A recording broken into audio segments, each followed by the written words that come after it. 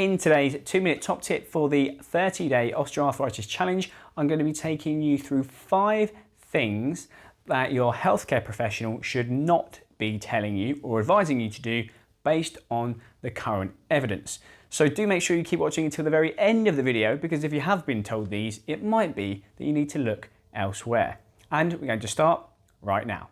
The first thing that you should definitely not be told if you have osteoarthritis is that you need to decrease the amount of activity you're doing. It might be that if you have a sore and painful joint, that things do need to be adapted, maybe regress slightly, but they definitely do not need to be stopped. And in terms of a healthy joint, we know that in order for your joint to be in optimal health, it needs exercise, it needs movement, and it needs load. So advising you to decrease your activity is completely counterproductive. The second thing your healthcare professional should not be telling you is that because you have degenerative changes on an X-ray, your pain is going to get worse. That's completely incorrect. We know that people with no joint pain also have degenerative changes on an X-ray over a certain age, and we also know that if managed well, your symptoms can significantly improve despite your X-ray staying exactly the same.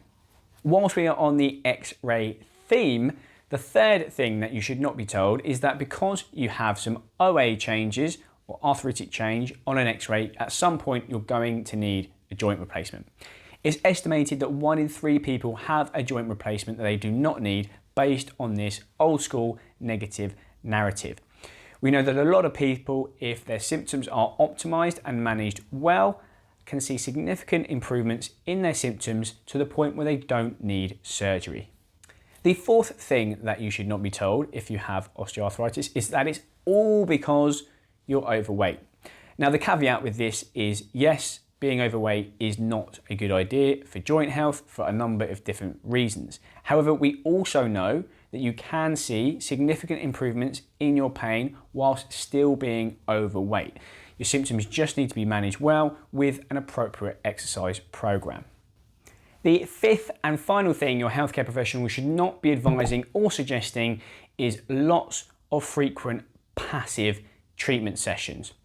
So passive treatments would include anything that is being done to you or on you. We're thinking massage, manipulations, heat therapies, electrotherapies, acupuncture.